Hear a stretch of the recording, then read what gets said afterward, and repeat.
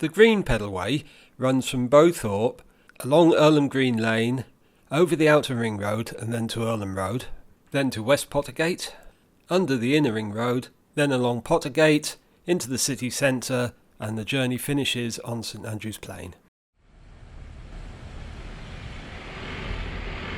So we start the journey at a fairly random point on Dragonfly Way.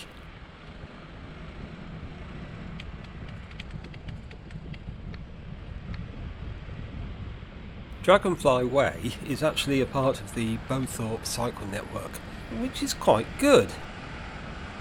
Perhaps it's not quite up to the latest design standards for cycle infrastructure. It's a network of cycle tracks, totally segregated from traffic, and it's a joy to ride. So a bit of a confession.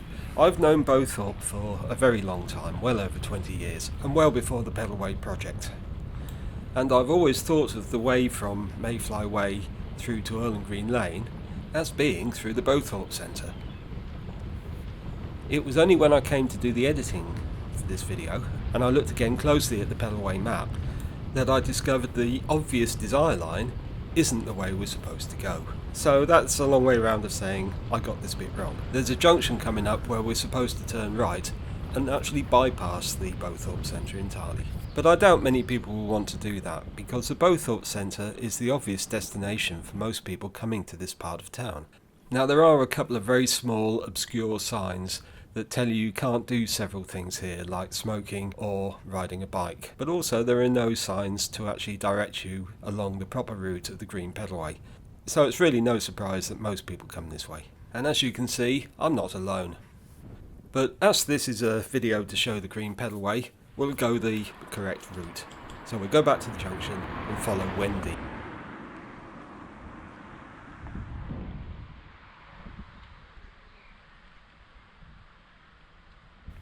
And so instead of going to the shops, we have to follow this road and ride in the traffic. Not that there is very much today, so that's not too bad.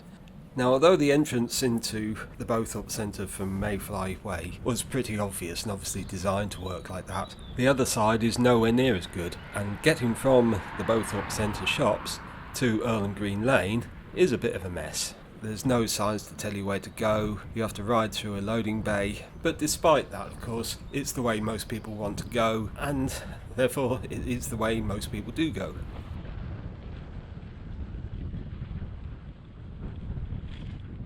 So eventually we come into Bowthorpe Hall Road, and on the right is Bowthorpe Hall, and just ahead at this left turning is where we would have come out had we gone through the shopping centre.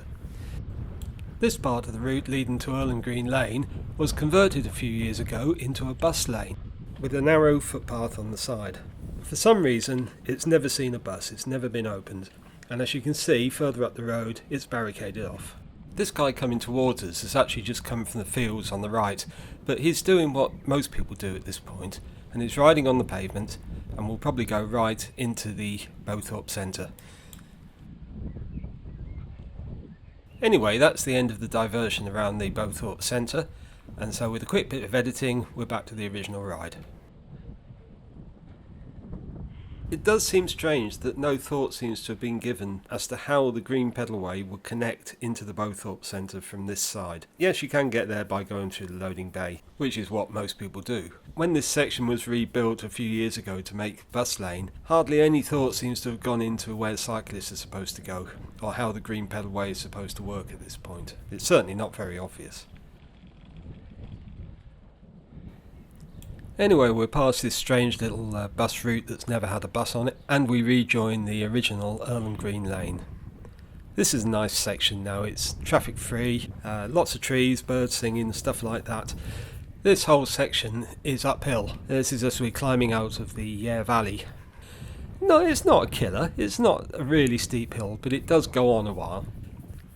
Pity is, on the right, until very recently was open countryside. It's now a building site, and very soon all this countryside will be covered in houses.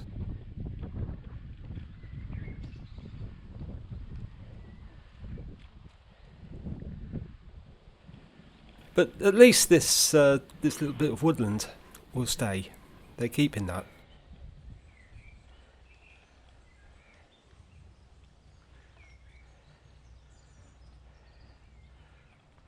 and the other side of it we see these fences where the building is actively being done now.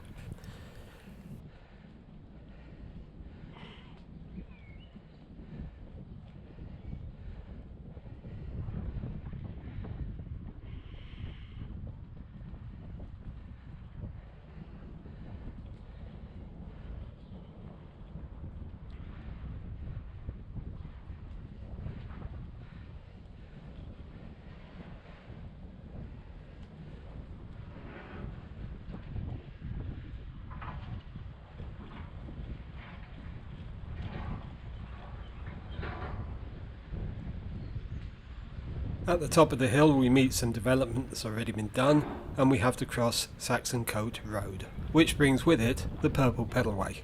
Saxon Coat Road is a new road through green fields, and as I say, it carries the Purple Pedalway. It remains to be seen whether they will be building any cycle infrastructure along it, but there certainly should be. It's quite clear that Saxon Coat Road is planned to be a fairly major road. Meanwhile, the Green Pedalway gets diverted through this car park with no signage telling you where to go, when it would have been very easy to have built a segregated cycleway on the grass verge to our left. And then we can rejoin the original Earlham Green Lane on the other side of it.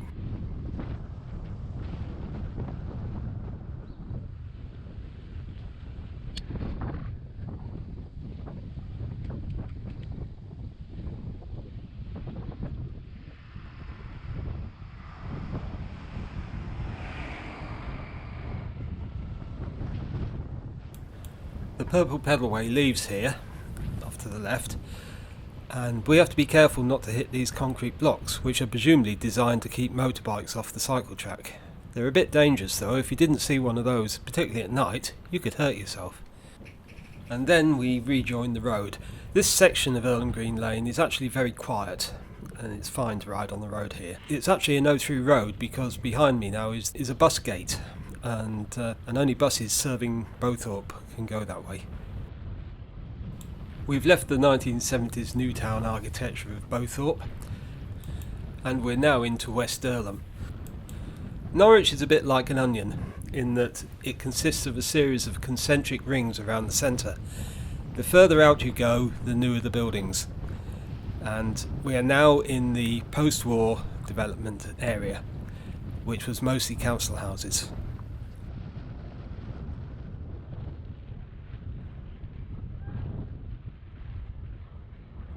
Although these houses actually predate the council estate, I think they're from the 1930s, but they are surrounded by the post-war West Earlham estate.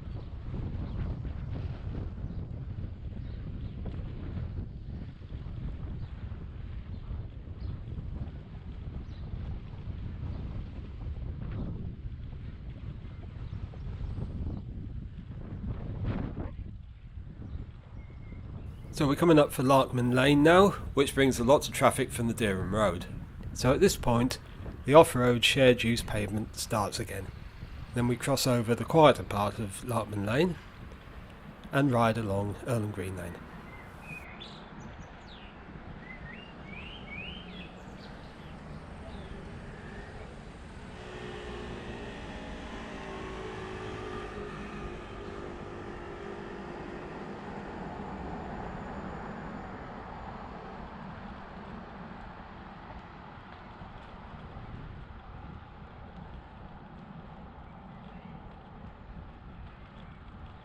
This actually is not a bad section of cycle track. The surface is a bit rough, it could do with a bit of maintenance, but it's a good size, not too busy with pedestrians, and quite a few cyclists use it. And it runs along the side of this rather nice little bit of woodland.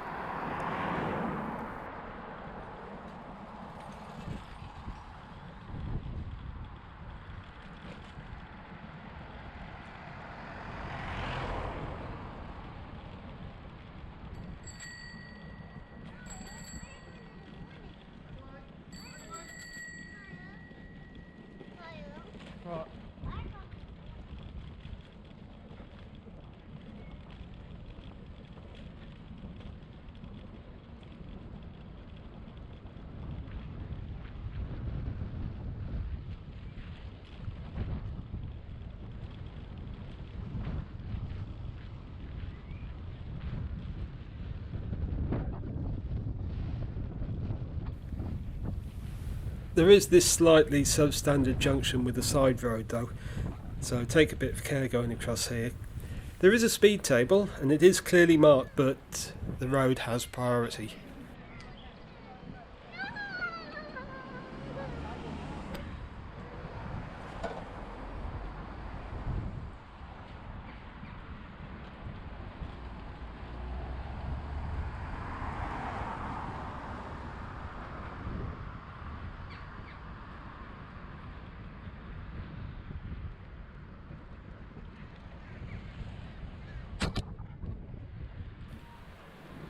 Eventually we get to the junction with Bowthorpe Road, and the cycle track goes off to the right, heading down towards Five Ways and UEA, and eventually the Pink Pedalway.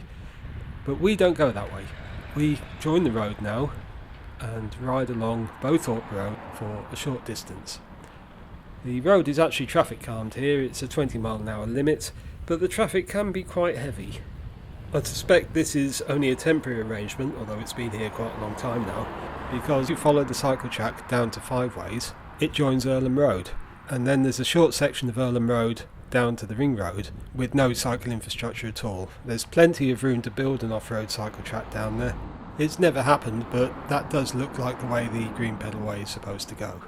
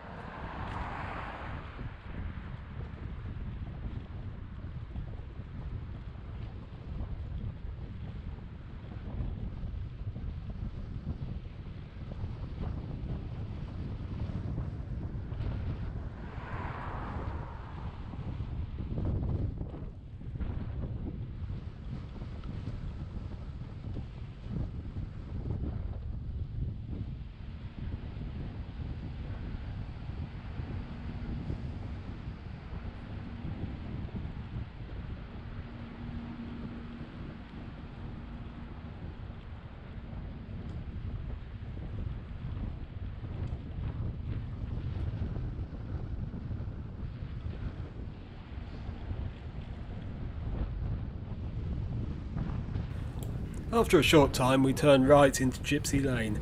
Gypsy Lane is a no-through road, it's blocked off at the other end, so it's nice and quiet and this is quite pleasant. On the left is the cemetery, so again lots of birds, trees and stuff.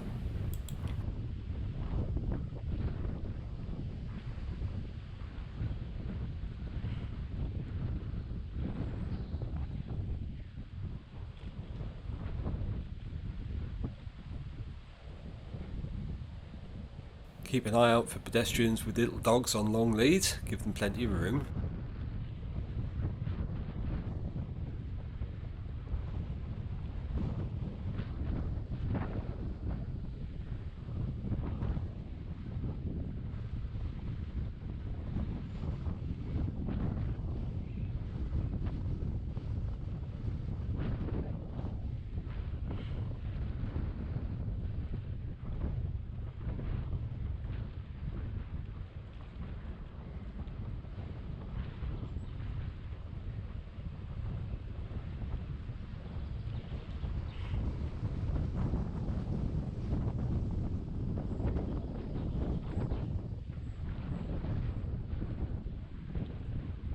As I say, a nice quiet road, and eventually we get down to the outer ring road.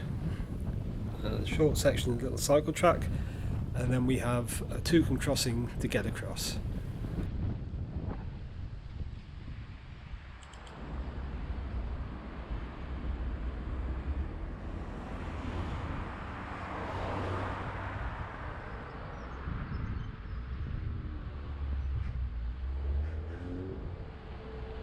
Two stage, because it's a dual carriageway, this little bit.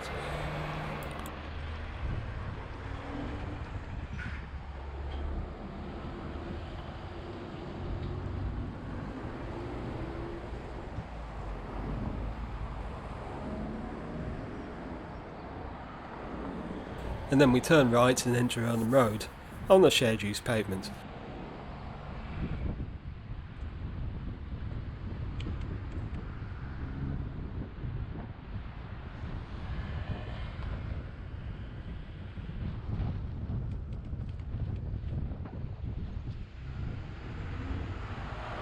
That gives way to a cycle lane segregated with wands.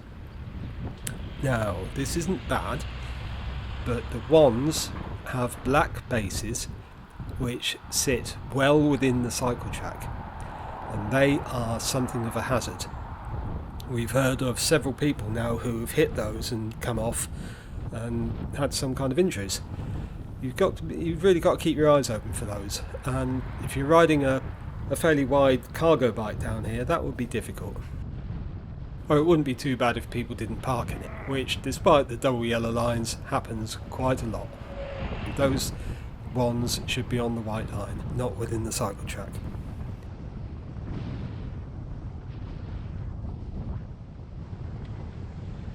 And now we're coming into the Victorian part of Norwich, with terraced house streets, with roads that simply weren't designed for motor traffic.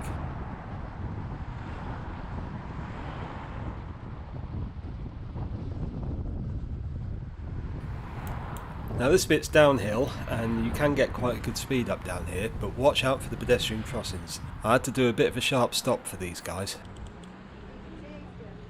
And for some reason, they still allow on-street parking down here. Now this bit can become quite hairy.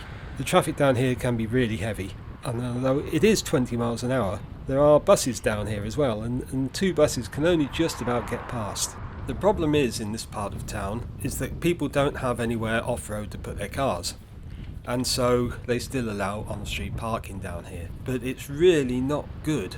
The road is very narrow and there just isn't room to allow for on-street parking. But as normal, car parking is more important than road safety, or so it seems.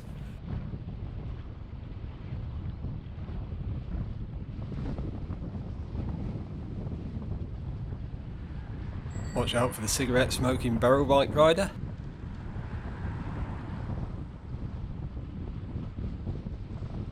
It's not too bad going this way because it's downhill, but coming the other way you have to slog up the hill and obviously ride quite slowly, so cars want to get past, and there just isn't room. At least going downhill you can keep up with the traffic.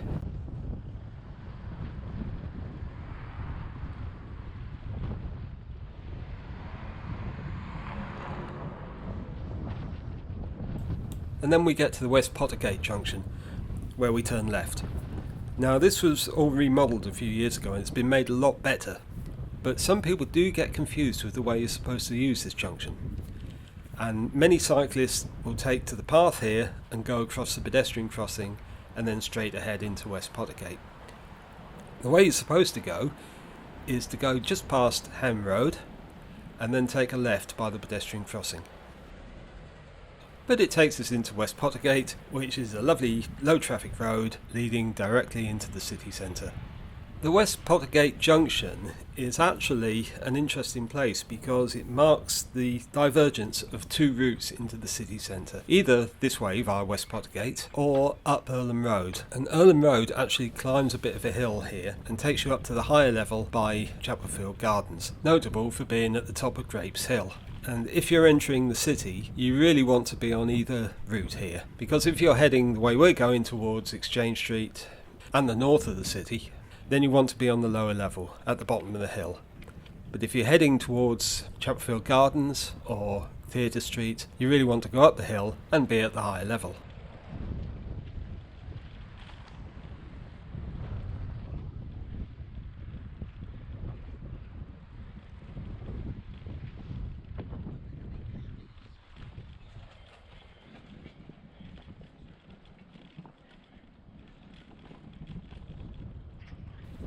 For a long time, this section of paved area was strictly no cycling, and it was one of the most annoying missing links in the city. And the reason the pedestrian area was such an annoying missing link was because, in the early 70s, as a part of the Inner Ring Road project, they built this subway, which contains a footpath and a cycleway, which actually made it onto the local news. It was quite a big innovation at the time. So you had a nice purpose-built bit of cycleway from Pottergate into West Pottergate, and then you had to dismount and push. That situation existed for well over 20 years until it was sorted out.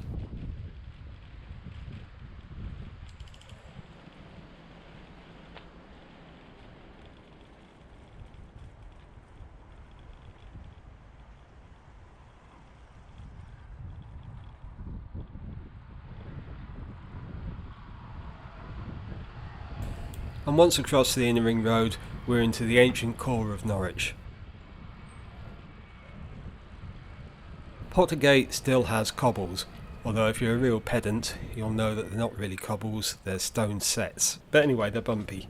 And a few years ago they installed these granite running slabs which give a smooth running surface, but of course cars park on them.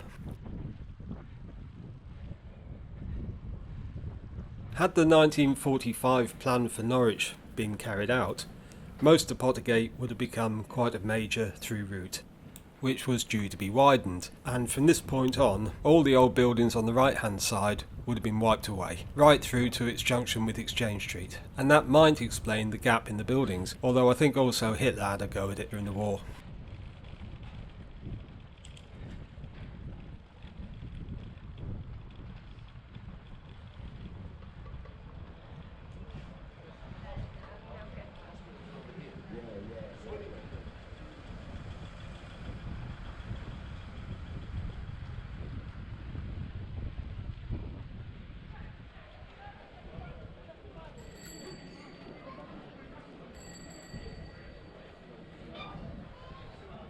And so into the Norwich lanes. On the right we see a row of shops built from I think the 1960s, which were built on the line of the widened street as proposed in the 1945 plan. And on the left we have Head in the Clouds, the oldest head shop in the country. And at this point I wasn't paying attention to where I was supposed to be going, as the Green Pedalway actually goes left now into St John Maddermarket. When I come along here I normally go straight on towards Bedford Street. So we have another quick edit. Then a quick run down St John Maddermarket to the junction with St Andrew Street.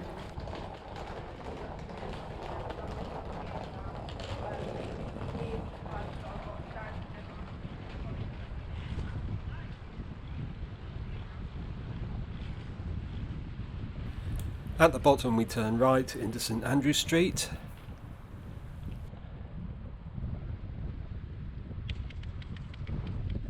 And then shortly after that, at the Exchange Street, the pink pedalway joins us for the final stretch.